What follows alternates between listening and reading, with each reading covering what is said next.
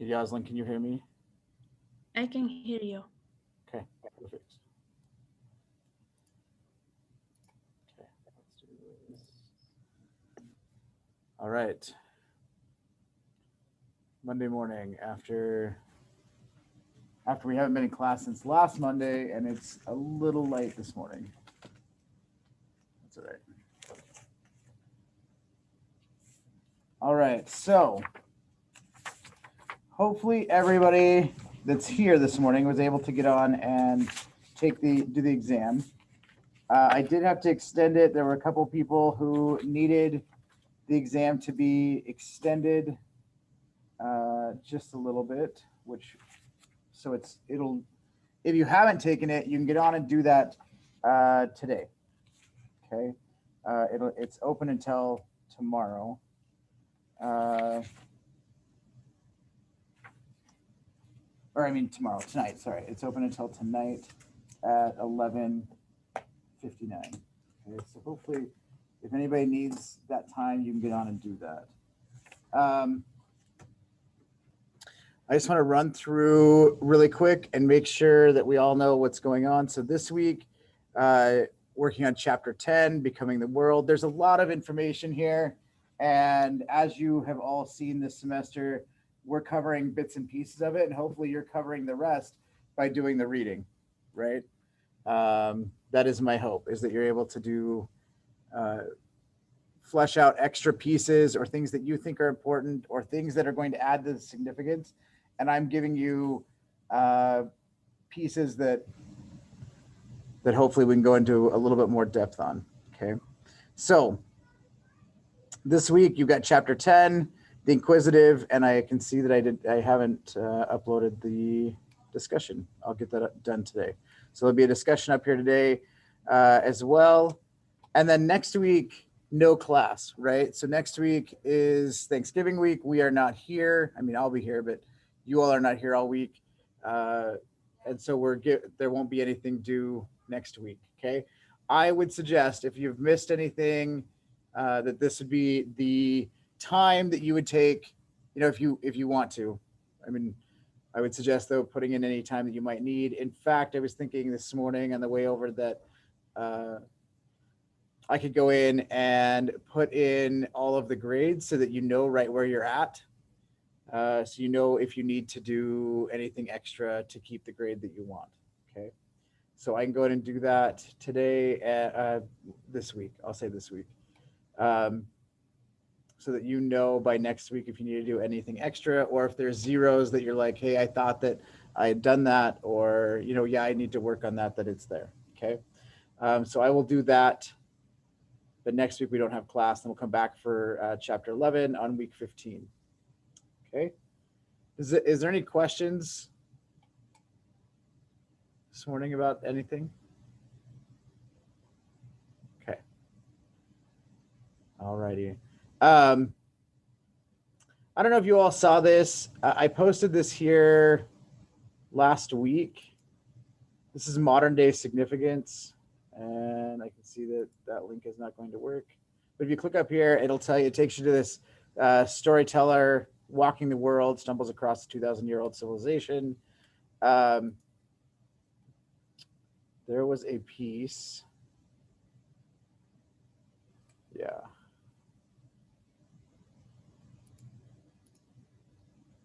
Or not. Maybe I'm not going to be able to get into it.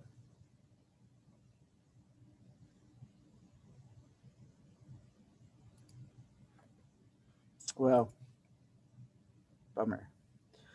So this piece, though, talks about the Silk Road and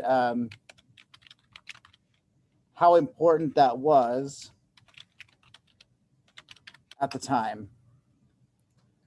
Uh, throughout the piece, but especially this paragraph right here, talking about what's going on and really this civilization that they came across that isn't new, right? I mean, this isn't a new discovery or anything. What it is just explaining to you how life has changed and how life is still a lot the same um, along the Silk Road. Anyway, so if you haven't seen it, it's on week what is that, week 11, week 12. So it is in week 12. Okay. All right. I thought it was fascinating, and not that you all need to, but modern day significance. Okay. All right. So let's get into today and pull up the book.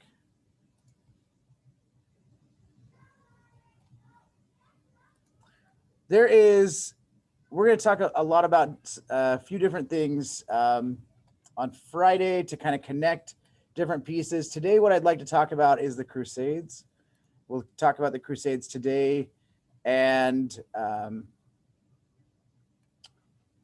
Wednesday. And then on Friday, we'll go in depth and talk about what else is going on in the rest of the world during this time.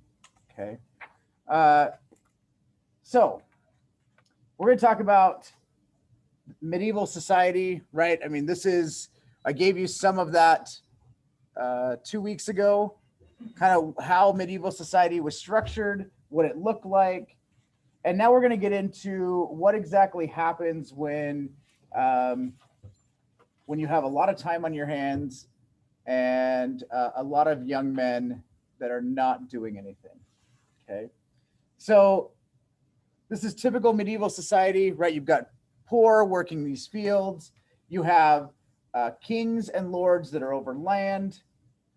And these people, now you get these young men who are starting fights among each other.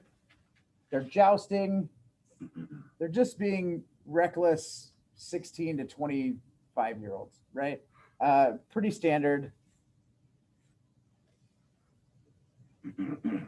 The Pope thinks that maybe he needs to take care of some of these young men. Okay.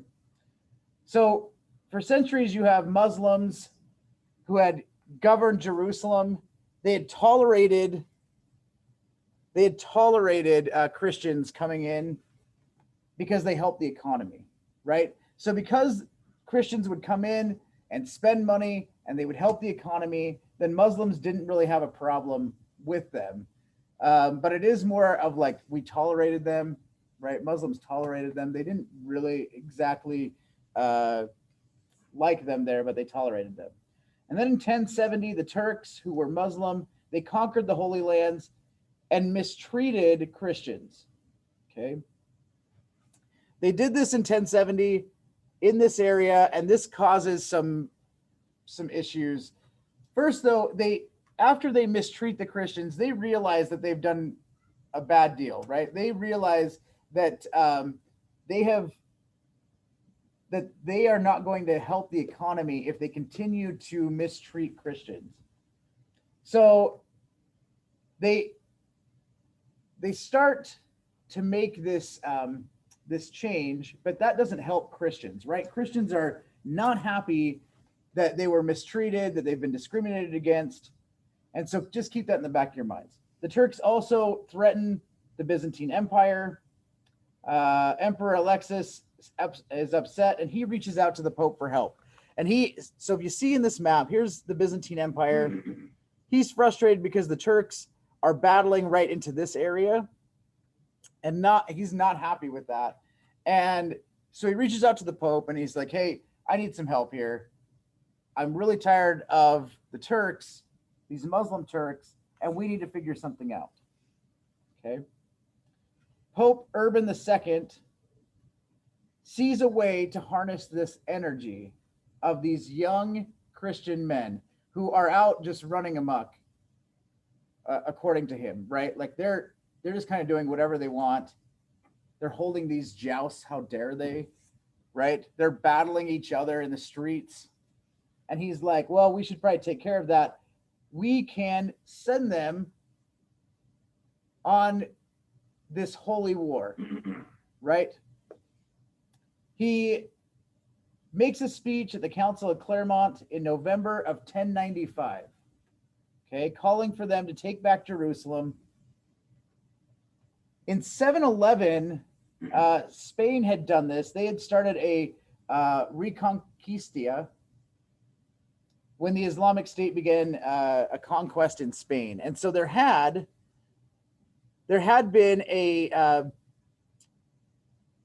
kind of a crusade by Muslims into Spain around 711. But this is now the Pope Urban II, saying what we need to do is we need to take care of these Muslims, and we need to crusade and take over the Holy Lands for Christians. Okay. There are thousands of Christian knights that respond to start the first crusade. Okay.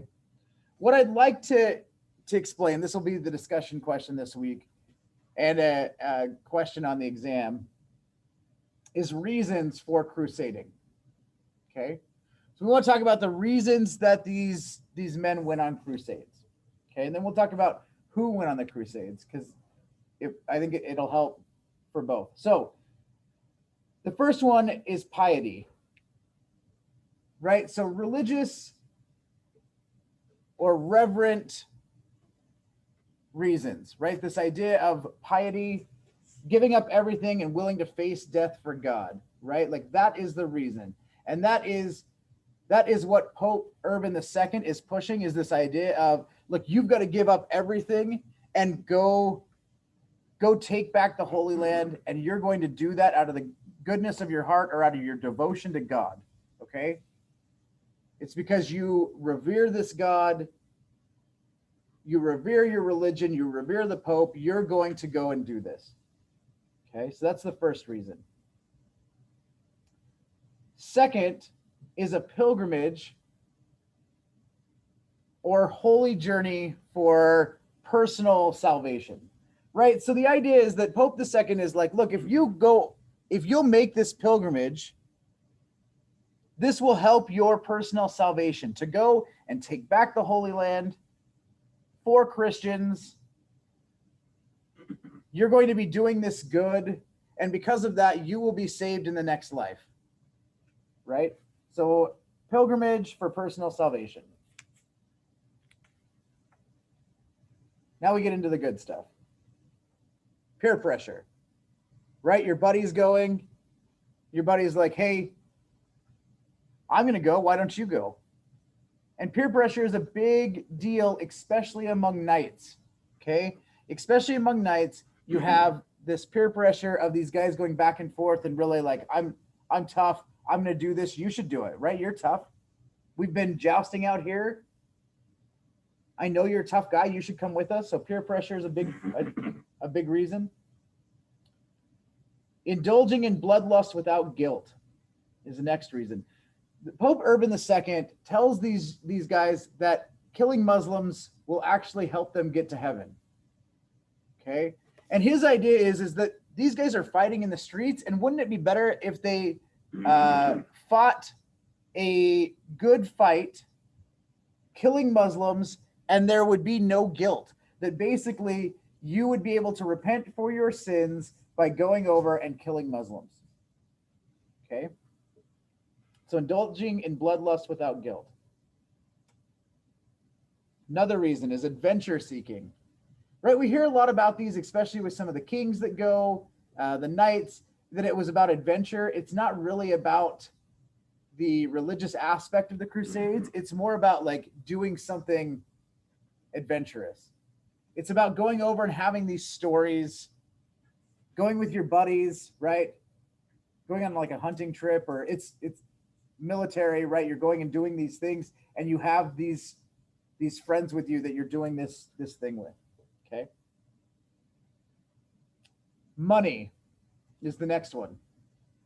And I have in my notes here, money, 3 exclamation points. Money is a big deal, and it's in bold.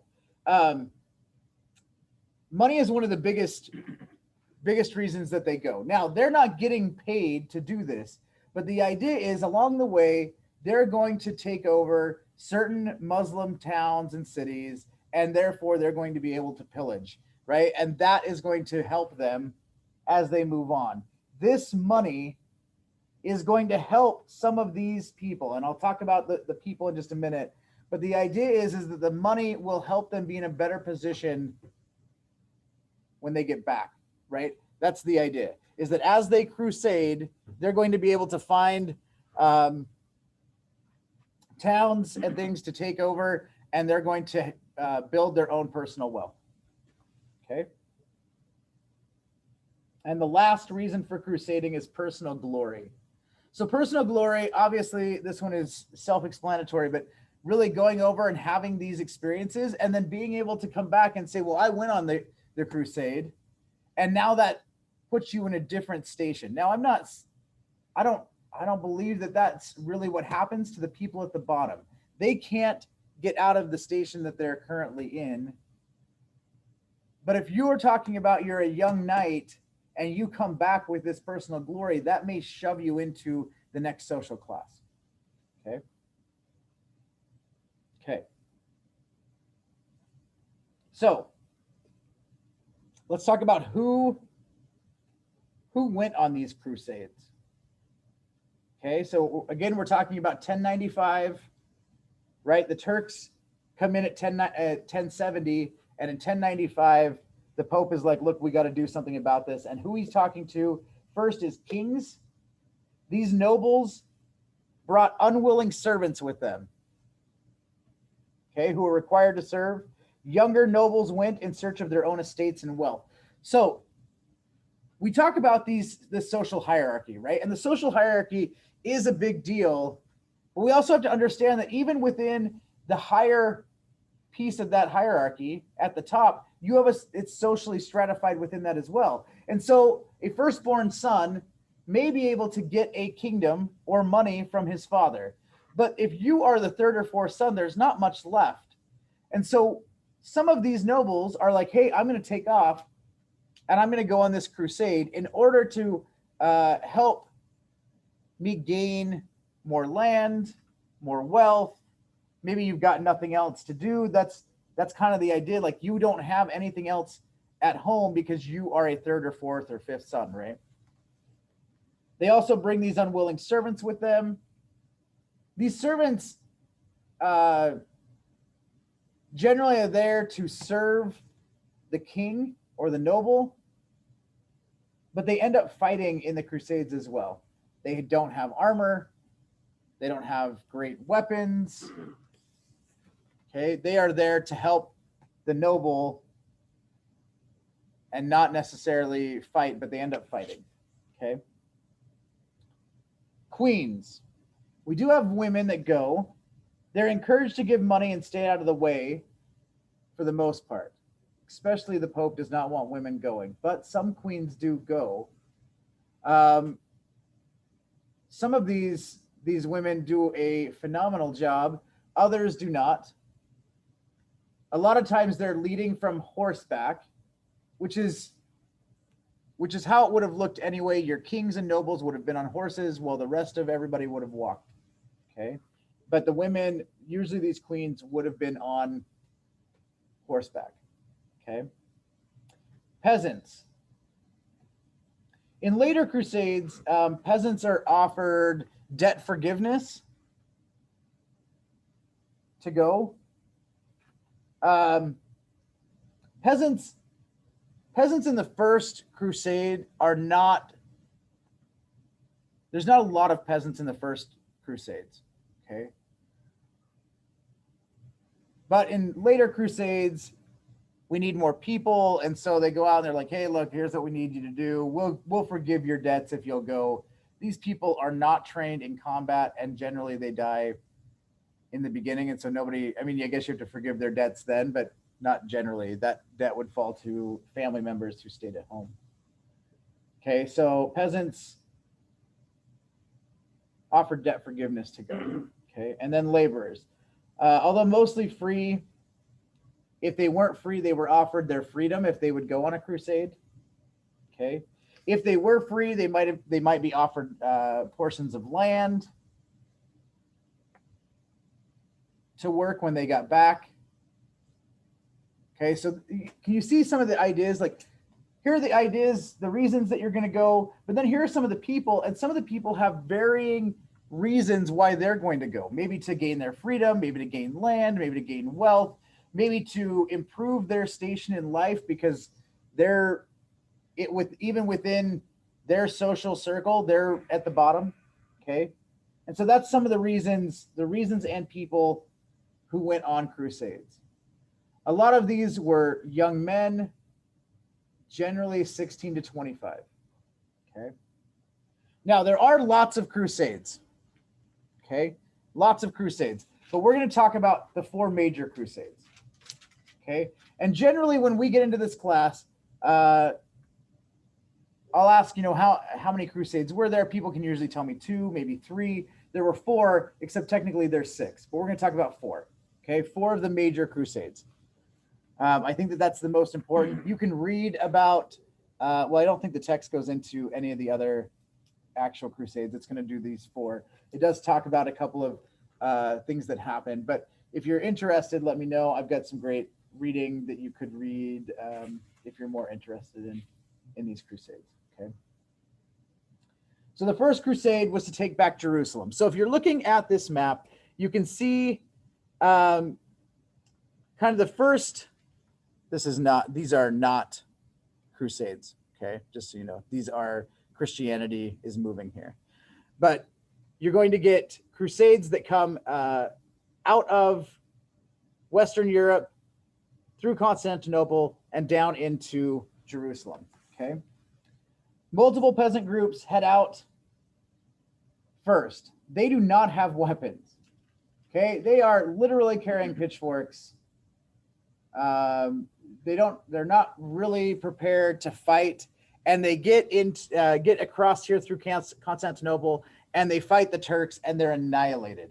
We're talking like 20 to 30,000 peasants in that first crusade who go, and they're annihilated by the Turks just right off the bat. Okay. This is 1096, 4,000 mounted knights, 25,000 infantry begin moving east. Okay. Several groups meet up here at Constantinople of these knights and infantrymen. And then they take off and they head south down towards Jerusalem. Okay. They reach Jerusalem in early June of 1099. And they find that the city of Jerusalem is highly fortified. Okay.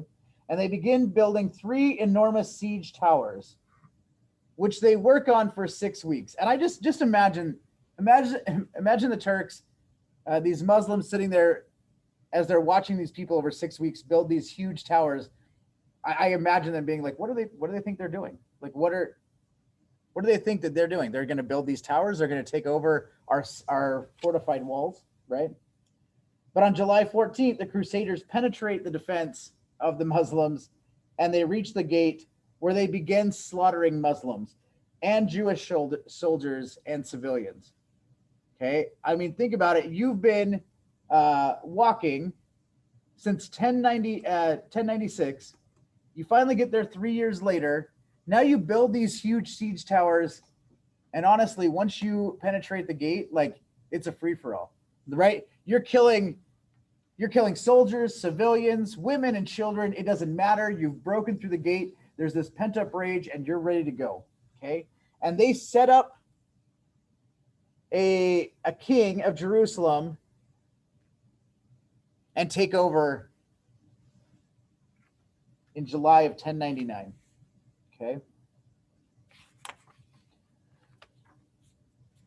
Okay. From there, they conquer Edessa and Antioch. The Crusading Knights begin setting up fortified cities, and they become international traders out of Jerusalem. Trading doesn't stop just because it's changed hands. This is still a place where people are coming in, they're pilgrimaging, right? Making these pilgrimage. And so a lot of these knights end up staying if they have nothing at home for them, right? We're talking about these 3rd and 4th sons. If they don't have anything for them at home, then they stay and they become international traders and businessmen in and around Jerusalem. Okay. And that is the first crusade. People, they come in, they take over, and then they set up businesses. Okay. The second and third crusades are a little bit different. The second crusade in 1144 So we're roughly talking 45 years later, right? Edessa falls into two Islamic forces. So Muslims take over Edessa. The Pope issues a formal crusade order to provide safe passage and provisions to Christians and crusading families. So his idea is, look, we've got to find a way to get provisions down into Edessa, okay? And so, in Antioch, because that's being taken over as well. And so he starts to do that. Saint Bernard of Clairvaux revolutionized crusading ideology by asserting that the Crusades were a means of redemption. Okay, so now we've talked about that was a reason for crusading, not necessarily in the beginning, but by the Second Crusade, you get the Pope saying, hey, if you'll go crusading, if you'll take over and kill these Muslims, you will be redeemed in the next life. Okay, so he offers redemption. This means that in his mercy, Christ would offer warriors of Europe, right? So these Christian crusaders, what St. Bernard calls a blessed avenue of salvation. Okay, so if these Christians would go and fight the Crusades, they would be given a blessed avenue of salvation if they would just go and crusade and give themselves to Christ. Okay. The Second Crusade is led by two of Europe's greatest rulers, King Louis VII of France and Emperor Conrad of Germany. Emperor Conrad III of Germany has to be convinced by St. Bernard to go. He doesn't want to go. It takes a little doing, but he finally relents and he's like, yeah, okay, I'll go. And he takes off, and the two of them lead this crusade. There are some differences from the First Crusade. Okay, kings of Germany and France march east on Edessa. Others march to Spain to fight Muslims who had come to Spain. So you're getting these two factions, right? Splitting, some going to Spain, some going to Edessa. Others to the Baltic Sea to fight pagan Wends, which are Slavic tribes that settled in the area. Okay, so the two big ones go to Spain and to Edessa. You do get a third smaller faction that go to the Baltic Sea. Okay, so they head up this direction. The Second Crusade, as they get in, they take over, and Christians again win. Okay, in that second, they're successful. The Third Crusade takes part during 1189 to 1192. Jerusalem is retaken by Muslims in 1187. Okay, so Muslims take over again. The Pope is not happy about this. The most powerful rulers led rescue missions into Muslim-held territories. You get Emperor Frederick Barbarossa, King Richard the Lionhearted of England, and King Philip Augustus of France. They all come together to go in and fight,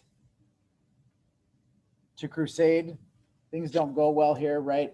King Richard, Barbarossa dies in Asia Minor.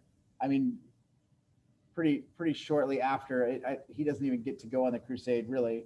King Richard and Philip divide the Crusades with their intense rivalry. They're mad at each other, and so then they decide to split who's there and fight.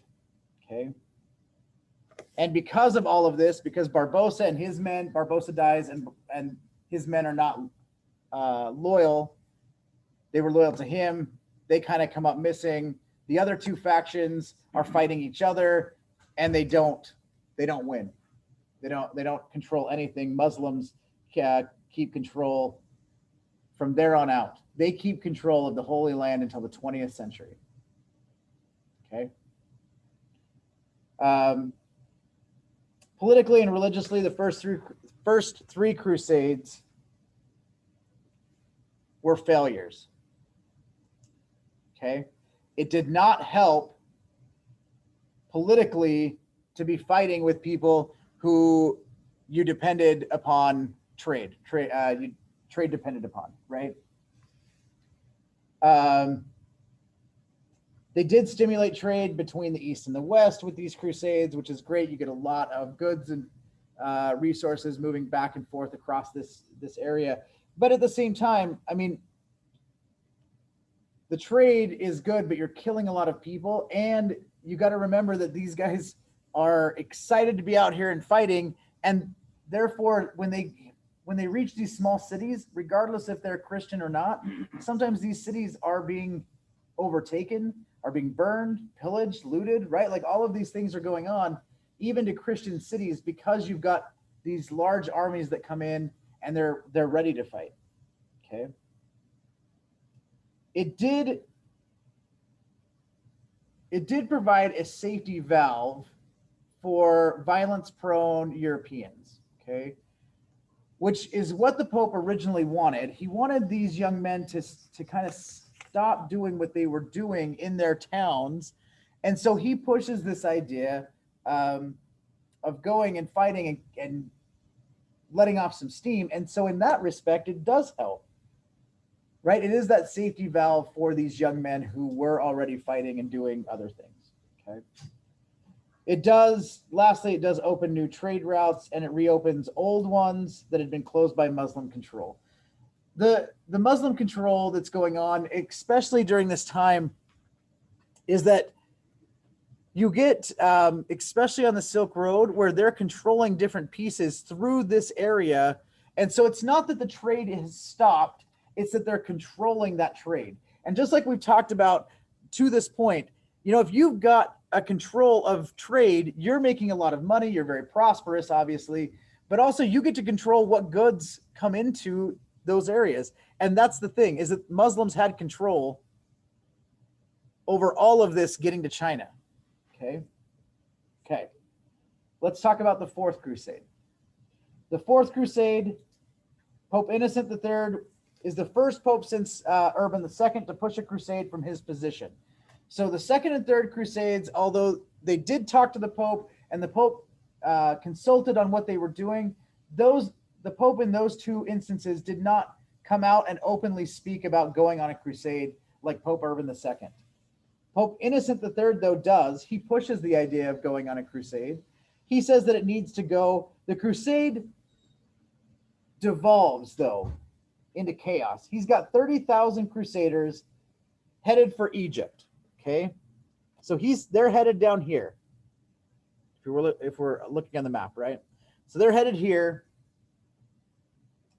They get stranded in Venice. Okay, so they're stranded here in Italy, in Venice, without money to pay for the rest of the trip. Okay, they can't get across, 30,000 soldiers to get across to Egypt. Instead, the Venetians negotiate an alternative. The Venetians ask if these crusaders, if they would fight in Zara, which is a rival Christian port on the Adriatic Sea. Okay. So the Venetians, they're like, hey, you guys got nothing better to do, and you don't have the money to get to Egypt to fight this crusade that the Pope wants you to go on. So, hey, what if we had you fight other Christians instead at this Christian port on the Adriatic Sea? And those 30,000 troops are like, hey, we don't care who we kill. We just want to go, right? So the Venetians then pay for their passage, and they continue. And in 1204, they take over Constantinople. Okay. So in 1204, they take over Constantinople. This creates deep, deep divisions between the Catholic West and the Orthodox East. I don't know if you see this, but right now you're starting to see not only is there a war between Christians and Muslims going on, but there's this extra piece, which is now Christian on Christian Christian West and Orthodox East. And we can still see those divisions today, right? A lot of these divisions between Catholic and Orthodox Christians, right? Like this idea of fighting back and forth between each other, not necessarily like fighting, like legitimately fighting today, but more so where you have the religions are very separate today, right? Okay. I generally play They Might Be Giants at this point, talk about Istanbul was Constantinople, but I won't do that today. Oh, that's what that's about. Yeah, that's what that's about, right? Is this idea of 1204, Constantinople gets sacked and it's then renamed Istanbul. Okay. All right. That's going to lead us to a couple of different places. But these four crusades are really the biggest pieces. And then we get to the intellectual Renaissance, okay? And thinkers like Thomas Aquinas, who our founding fathers revered, right? Thomas Aquinas, some of these other thinkers that we can talk about in 2 weeks. The Crusades do several different things, right? It solidifies this division between Christians and Muslims. If you want to know where the divide comes from, it would be right here. Okay. Now, obviously, there is these like missionary efforts among Christians going to Muslims that are happening earlier, but we don't see warring factions until we get to the Crusades. And then it's definitely like Christians wanting to kill Muslims, right? And Muslims wanting to kill Christians. And you can say that one started it, one, either or. One or the other started it, and that's fine. I'm telling you that I would guarantee that a significant portion is that we continue as a Christian nation to see Muslims as a problem, right? And vice versa. Muslims see Christians as a problem, and it stems from this point in history. Okay. The other thing it does is that it opens up trade in several different parts of the world. You got to understand who's controlling trade at this time. Earlier on, you're seeing that it's Romans, right? The Romans are controlling trade, at least around the Mediterranean. Now we're seeing that Muslims are controlling trade, especially to the Far East. This is causing an issue, will cause an issue with some of those cultures as they look at Christians differently. Okay. So trade, the religious aspect is a problem. Okay, we lose a lot of people, and then it gets to this point where it's Christian on Christian, and it reminds me a lot of the barbarians in Rome, right? Like you're getting all of these people who switch allegiances because they get paid, and that's what happens when you get the 30,000 Crusaders down in Venice, and Venetians paying them to go and fight other Christians. Okay. So that then leads us to medieval society, which we talked about 2 weeks ago. Nobility, clergy, peasants, townspeople, right? We talked all about that. So you guys all should be caught up. On Friday, we're going to talk more in depth about what's going on outside of Europe. Okay, what's going on outside of here, sub-Saharan Africa, in China, in the Americas during this time. Okay. Does anybody have any questions today?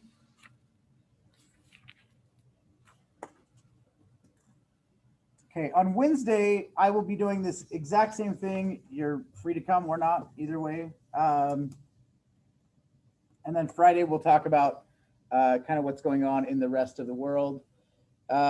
Again, if anybody wasn't here, the exam was extended through tonight. So if you haven't taken it, you can get on and take it by tonight. Hopefully that gives you enough time. I mean, that will have been almost a week that it's been open, but let me know if you have any questions there. Otherwise, you all are free to go. I hope you have a wonderful afternoon. Let me know if you have anything that you need from me. Stop sharing there. That's wild, man. All right. Bye, Yaslin. Bye. Have a nice day. You too.